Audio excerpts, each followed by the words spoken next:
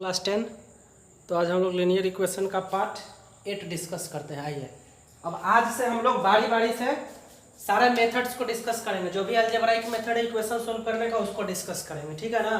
अभी बिल्कुल question hold पर रखिए, बुक का सारा कंसेप्ट बता लेंगे, उसके बाद एक्सरसाइज को हम सिस्टमेटिकली सारा क्लियर करेंगे, ठीक है। तो सबसे पहले आज हम लोग मेथड सब्स्टिट्यूशन को डिस्कस करते हैं। सब्स्टिट्यूशन मेथड है ना। Linear equation in two variable का जो पेयर है सिमल्टेनियस लीनियर इक्वेशन, उसको सॉल्व करने का अलजेब्राइक मेथड होता है, जिसके अंतर्गत सबसे पहले सब्स्टिट्यूशन मेथड हम लोग डिस्कस करेंगे। ऐसा नहीं है कि पहला ही मेथड है दूसरा ही है, कोई भी पहला दूसरा हो सकता है, बारी बारी से सबको हम लोग देखेंगे। तो सब्स्टिट्यूशन मेथड क्या होता है, तो एक क्वेश्चन हम अपना तरफ से लेते हैं, ठीक है ना।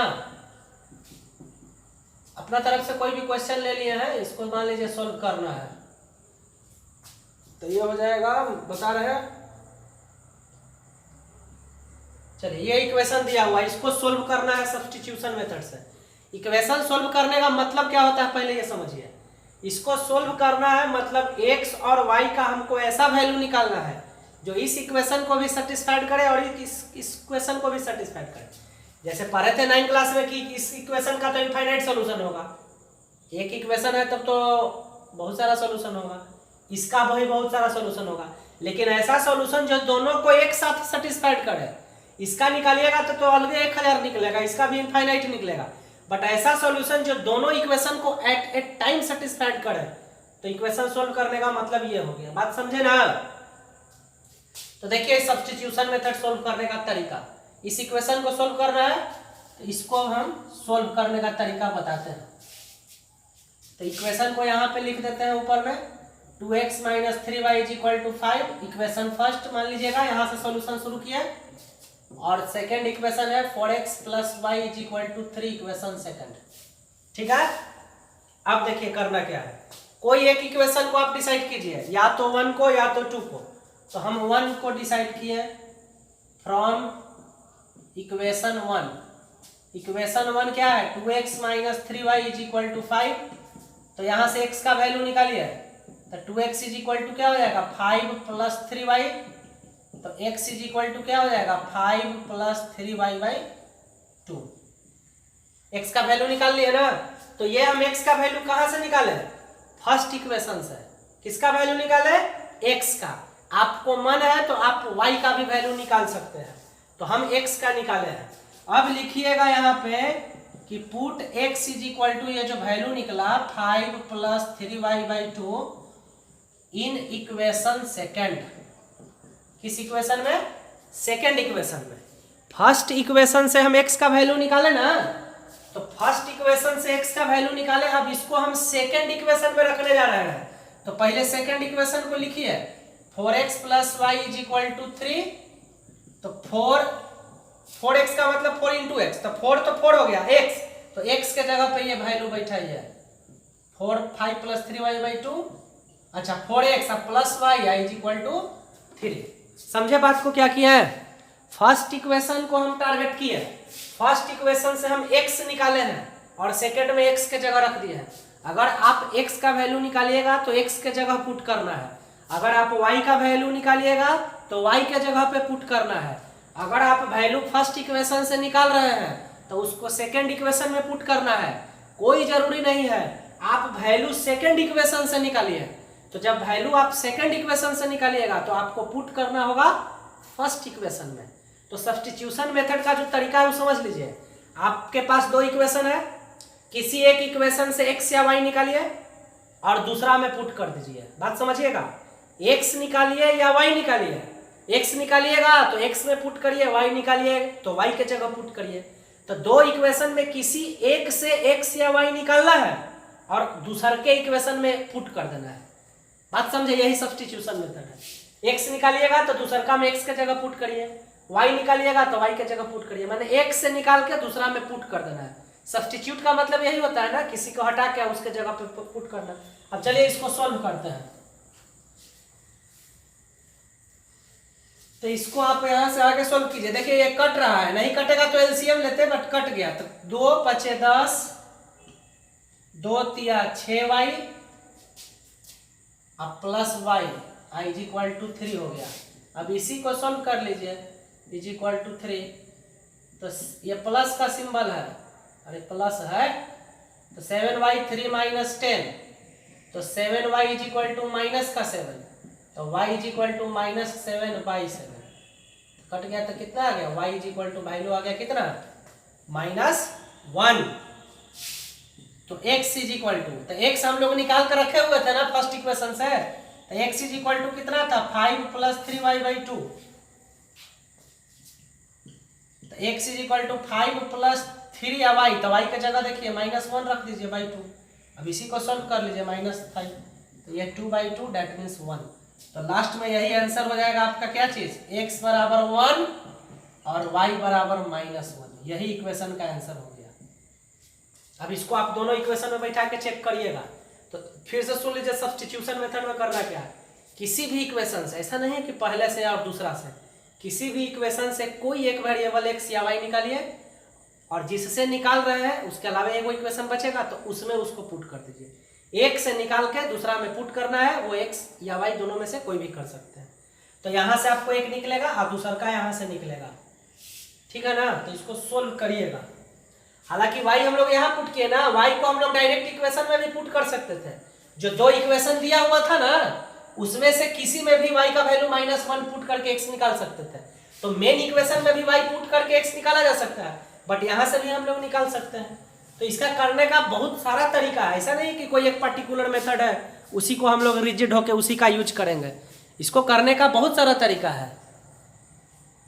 तो सब्स्टिट्यूशन यही मेथड है, रिप्लेसमेंट मेथड भी इसको कहते हैं, सब्स्टिट्यूशन मेथड या रिप्लेसमेंट मेथड इसका नाम है।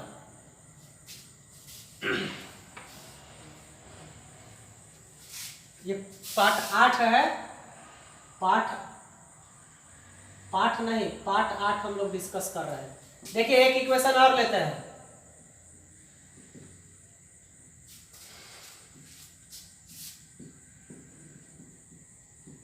मान लीजिए इसको सोल्व करना है, ठीक है ना। तो दो इक्वेशन है। अच्छा एक चीज आप देखिए, 4/3 3/2 रेशियो डिफरेंट है, तो रेशियो डिफरेंट है मतलब एक सॉल्यूशन, तो एक सॉल्यूशन तो होगा ही। तो आपको इक्वेशन सोल्व करने के लिए जब भी कहा जाएगा ना, तो समझिए कि वो यूनिक वाला ही कंडीशन पे है, चेक करने की आपको नहीं जरूरत है जब तक नहीं कहा जाए। इक्वेशन आपको सोल्व करना है तो आप डायरेक्ट सोल्व कीजिए, आंसर आएगा वो यूनिक ही आएगा।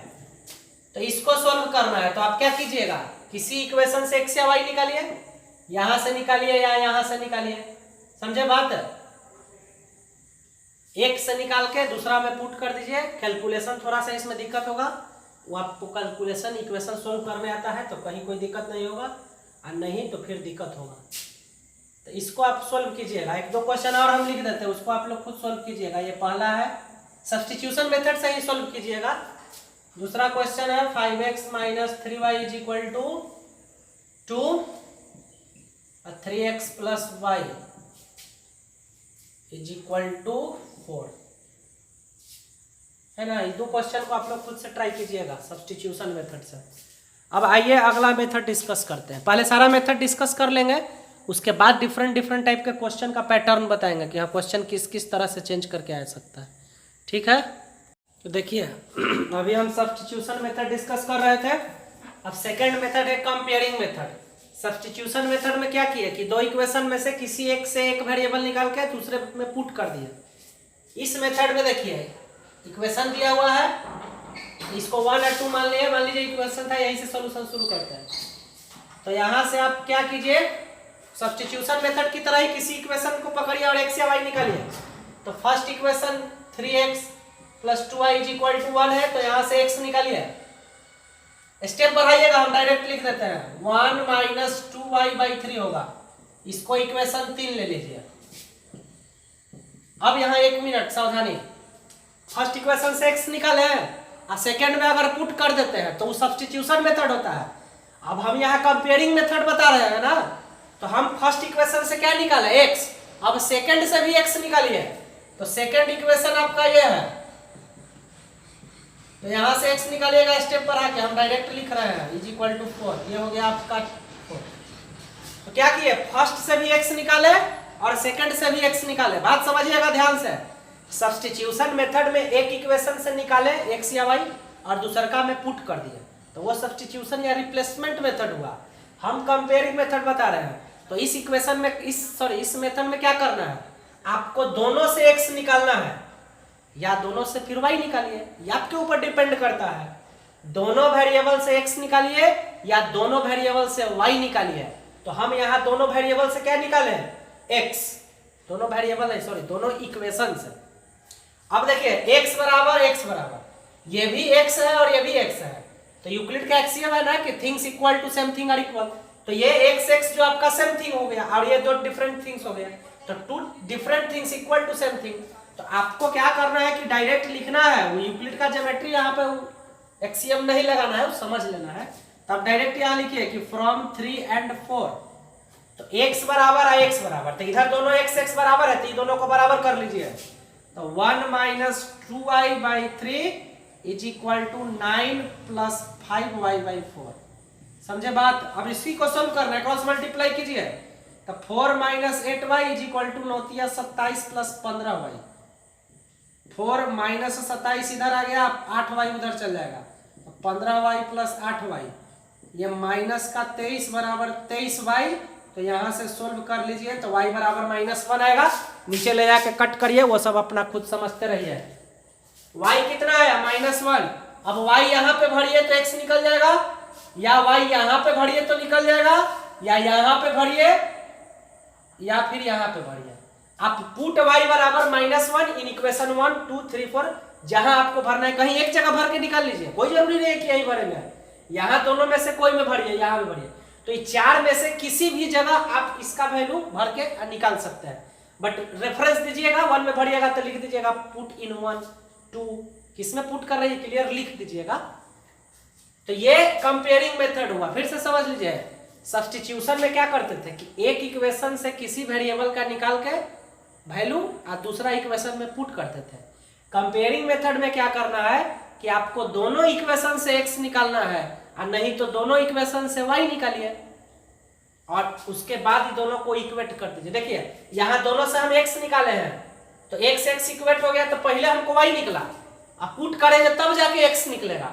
अगर आप y कंपेयर करते y, तो आपको पहले x निकलता तब पुट करते तो y निकलता।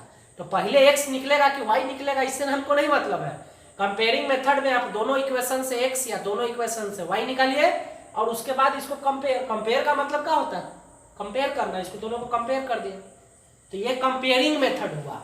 और पिछला पता है सब्स्टिट्यूशन मेथड। अब एक क्वेश्चन देते हैं, आप इसको दोनों मेथड से सोल्व कीजिएगा। तो दोनों मेथड से सोल्व कीजिएगा तो आंसर तो सेम रहेगा, और एक ही क्वेश्चन को 2 मेथड से सोल्व कीजिएगा 3 मेथड से, आंसर तो सेम आएगा। तो एक क्वेश्चन हम लिख देते हैं, इसको आप दोनों मेथड से सोल्व कीजिएगा। Solve by substitution and comparing method. दोनों मेथड से सोल्व करिएगा, देखिएगा कि आंसर सेम आ रहा है कि नहीं। क्वेश्चन है आपका 7x - 2y is equal to 5 और 3x + y is equal to 4।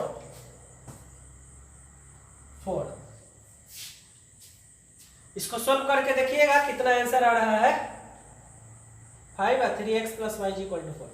तो पहले इसको सब्स्टिट्यूशन से सोल्व कीजिएगा, देखिएगा क्या आंसर आया। फिर इसको कंपेयरिंग से कीजिएगा, अलग अलग दोनों मेथड है। पहले एक मेथड से सोल्व करके आंसर लाइएगा, फिर दूसरा मेथड से सोल्व करके आंसर लाइएगा, और देखिएगा दोनों आंसर तो सेम आएगा ही, और नहीं आएगा तो देखिएगा कहीं मिस्टेक हो रहा है।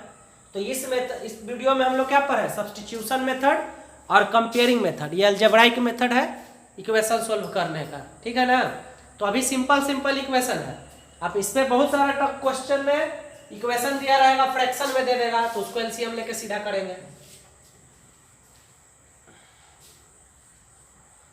इसका आंसर भेजिएगा बना के, जैसे दे देगा इस तरह से, एक इक्वेशन ये दे दिया, एक इक्वेशन इससे दे दिया। तो इसको सोल्व करना है तो पहले आप इसको एलसीएम लेके सीधा कर लीजिए। तो देखिए शॉर्ट में बता रहे हैं, 2 एलसीएम लीजिएगा तो 3x + 2y = 5, और क्रॉस गुना कर दीजिए, तो 3x + 2y = 10। तो आप इसको 1 मान लीजिए, मतलब रिएक्शन फ्रैक्शन डेसिमल रहे तो आप उसका एलसीएम लेके पहले उसको एकदम सिंपल वे में चेंज कीजिए। ये वाला है तो इसका भी एलसीएम लीजिए, तो 4 दूनी 8, 3 4 से गुणा कर दीजिए तो सिंपल हो जाएगा। उसके बाद उसको मेन इक्वेशन मानिए और वहां से उसको सोल्व कीजिए। तो कहीं फ्रैक्शन दे देगा, कहीं डेसिमल दे देगा, तो आप उसको पहले एकदम सिंपल वे में चेंज कर लीजिए। कैलकुलेशन से बचना है तो हालांकि डायरेक्ट भी सोल्व होगा, लेकिन उसमें दिक्कत है, गलती का चांस ज्यादा होगा। आप उसको सिंपल में चेंज कर लीजिए। वो सब हम बताएंगे लास्ट में, डिफरेंट टाइप का सारा इक्वेशन लेंगे, उसको सोल्व करेंगे। अभी हमको सब मेथड बता लेने दीजिए। अब 2 मेथड और बच गया, एक एलिमिनेशन बच गया और एक क्रॉस मल्टीप्लीकेशन बच गया। उसको भी अगले वीडियो में डिस्कस करेंगे। तो ये वीडियो पार्ट 8 था, जिसमें हम लोग लीनियर इक्वेशन को सोल्व करने का मेथड पढ़े, एक सब्स्टिट्यूशन मेथड पढ़े और एक कंपैरिजन मेथड पढ़े। तो ये दोनों को ध्यान से समझिएगा बारीकी से, ठीक है ना। तो अब पार्ट 9 में हम लोग मिलेंगे। Thank you.